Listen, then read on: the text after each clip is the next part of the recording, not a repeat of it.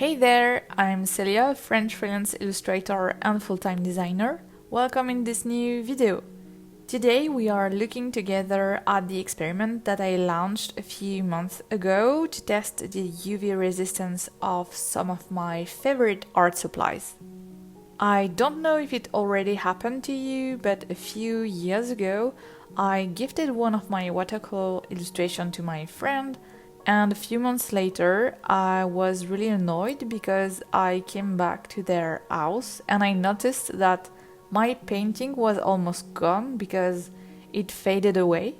I know that the sunlight can be damaging for some paintings, so a few months ago I decided to try out some of my most used art supplies and expose them to the daylight to see how they would react.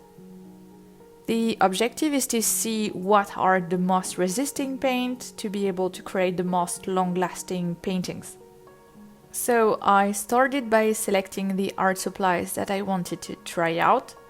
I picked some watercolor inks from PBO, one ink from Liquitex, one ink from Sennelier, one calligraphy ink from Herbin, and one from Quink.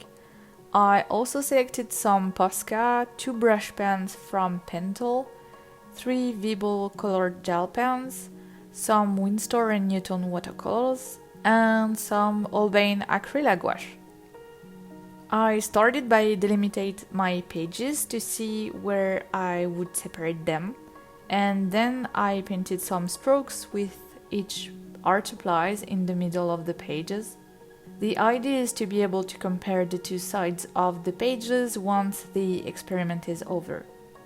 I labeled each strokes to remember what was the art supply used, and once it's done, I had 2 pages of color charts. I cut the pages in 2 to have 2 identical and separated color charts. And then I fixed one of the half color chart on my window with the color facing the outside, and I stored the other half in a briefcase not exposed to the sun. By doing so, the half will get exposed to the sunlight and the other half won't. Then, almost 6 months later, I picked up all the color charts, the ones on the window and the ones stored, to compare them. So here are the results.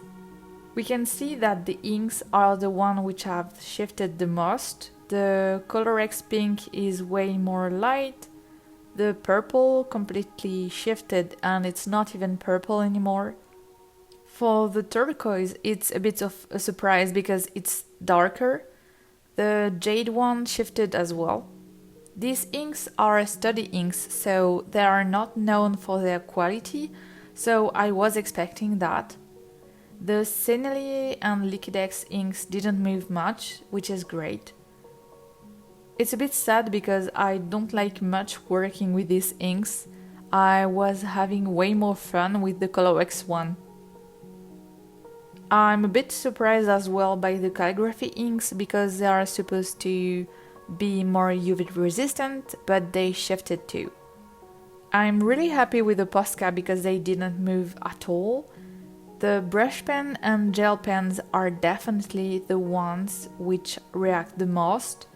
They almost completely faded away or even disappeared. I was thinking that the watercolors would react like the inks, but it seems like they are more resistant. And I'm really happy for the Holbein gouache because they didn't move much, except for the flashy purple, which shifted a bit. So, some remarks. When I applied the colors, I didn't dilute them, and the color shifting or fading is linked to the quantity of pigment. So if your painting is diluted at the beginning, it will fade faster. Don't hesitate to do the experiment for your own art supplies because each brand and each art supplies is reacting differently. And I'm super curious to know the results. I hope this video was interesting for you. Thank you so much for watching and I'll see you next week. Bye!